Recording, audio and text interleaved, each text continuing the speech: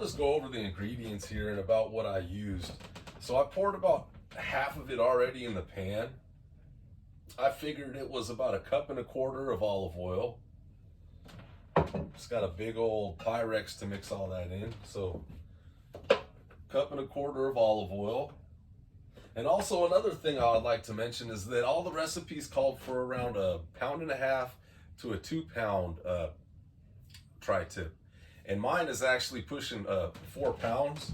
So this is actually quite the size tri-tip. And I looked on the back, there's a lot of fat. And there's quite a bit of fat on the front. And one of the things about a tri-tip and about, you know, shopping in a more economic manner is that the tri-tip is actually inexpensive, it's economical, and this is partially why you make the marinade. You make the marinade so you can add some moisture back into it when you cook it so it doesn't dry out. That's why you're using so much olive oil there, is that you're trying to actually put some fats and some, you know, some flavor that's going to stay within that roast while you're cooking it.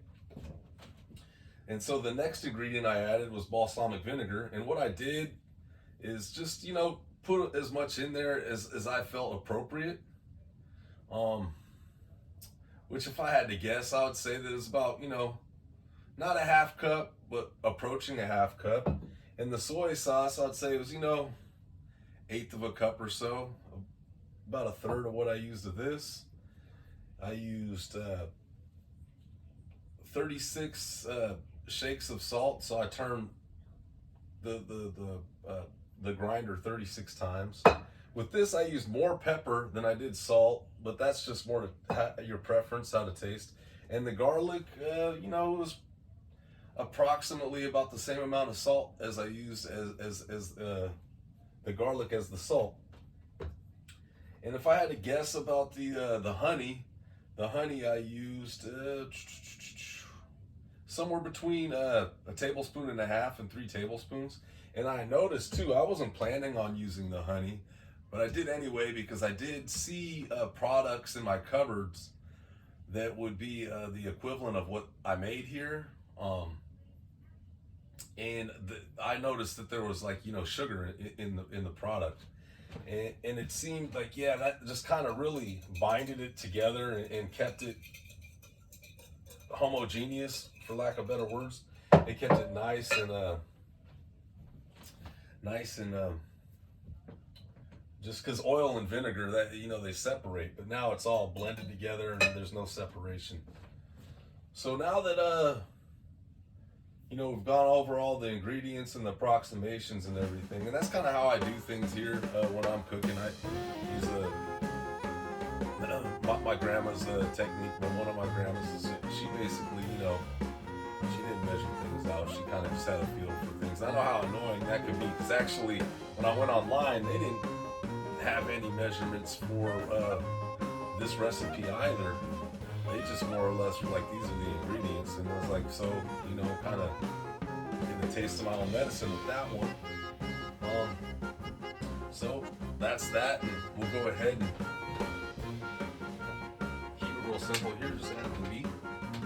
Go ahead and toss that in there. We got that rosemary right there on the back of it, so hopefully it's absorbing that. All that oil there. Get rid of that for now.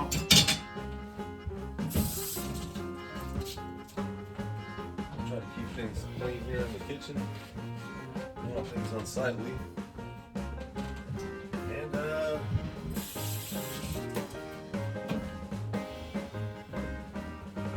you know, it's about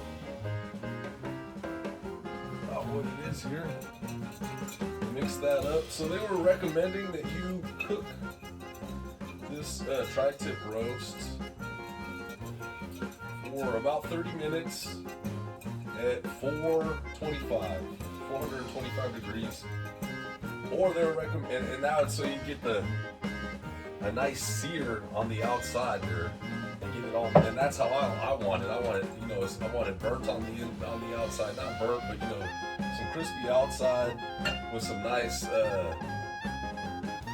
good little bit of pink or red on the inside, so that's what I'm shooting for. And if they said you want to go for like a more longer cook without the sear, you're going more for like 375. Put that on a cookie sheet with a rack on top of that cookie sheet so all the pan drippings can drip on down. They're also recommending that you cook potatoes at the same time as you're cooking the roast. And then when you take the roast out and let it sit for 15 minutes, then cut up some carrots and onions and roast those while you're waiting for it to cool down. The internal temperature, I believe, was 135 or so, somewhere between 130 and 135 when it's done. It might be slightly less or slightly more, that's just off the top of my memory.